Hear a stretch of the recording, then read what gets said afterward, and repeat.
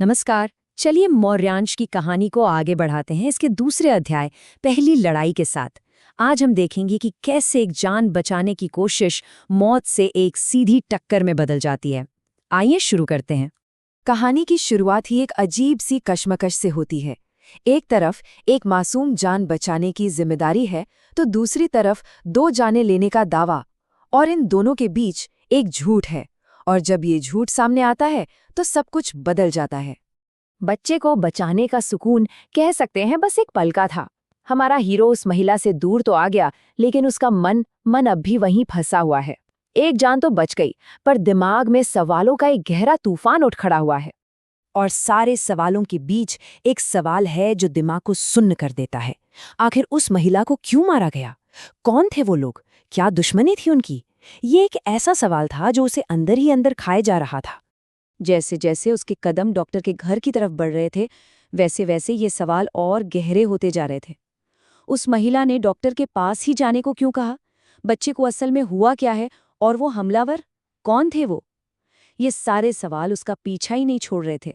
सड़क पर एक अजीब सी खामोशी पसरी हुई है, लेकिन हमारे हीरो के अंदर भावनाओं का बवंडर चल रहा है। और बस इसी खामोशी को चीरते हुए कहानी एक बेहद खतरनाक मोड़ लेने वाली थी। वो अपने ही ख्यालों के जाल में उलझा हुआ आगे बढ़ रहा था कि तभी बिल्कुल अचानक एक आहट ने सब कुछ बदल कर रख दिया।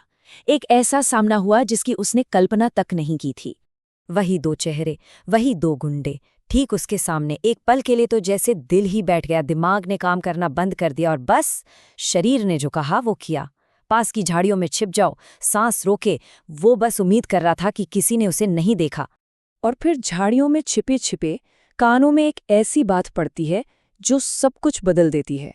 गुंडे फोन पर किसी को बता रहे हैं कि उन्होंने अपना काम खत्म कर दिया है, बच्चे और महिला दोनों को मार दिया है। ये एक सरासर झूठ था। अब एक नया सवाल खड़ा हो गया, ये लोग झूठ क्यों बोल रहे हैं? क्या इन्होंने उसे बच्चे को बचाते हुए नहीं देखा, या फिर ये सिर्फ पैसों का लालच है? दिमाग में हजारों बातें एक साथ घूमने लगी। वो इसी उधेड़बुन में था कि एक छोटी सी लेकिन जानलेवा गलती हो जाती है। एक ऐसी चूक जो उसकी और उस बच्चे की जान को सीधे सीधे खतरे में डाल देती है। ठीक उसी वक्त बच्चा रोने लगता है। उस गहरे सन्नाटे में एक बच्चे के रोने की आवाज। सोचिए, उसने फौरन उसके मुंह पर हाथ तो रखा, पर शायद तब तक बहुत देर हो चुकी थी। आवाज उन तक पहुंच चुकी थी। उनकी नजरें सीधा झाड़ियों की तरफ घूमी। अब छिपने का कोई फायदा नहीं था। डर इस कदर हावी हो गया कि भागने के अलावा कोई दूसरा रास्ता नहीं बचा। बस फिर क्या था, वो एक झटके में खड़ा हुआ और भागा, पूरी जान लगाकर। और पीछे पीछे वो दो गुंडे। अब शुरू हो चुकी थी जिंदगी और मौत की असली दौड़। ये कोई मामूली दौड़ नहीं थी, है ना? एक तरफ हाथ में एक नन्ही सी जान और पीछे मौत। हर एक कदम जिंदगी और मौत के बीच के फासले को कम या ज्यादा कर रहा था। लेकिन इस जानलेवा दौड़ और डर के बीच में कुछ और भी हो रहा था। ये सिर्फ बचने की लड़ाई नहीं थी, उसके अंदर कुछ बहुत बड़ा बदल रहा था। मतलब ये सिर्फ जिस्म की दौड़ नहीं थी, ये मन की लड़ाई भी थी।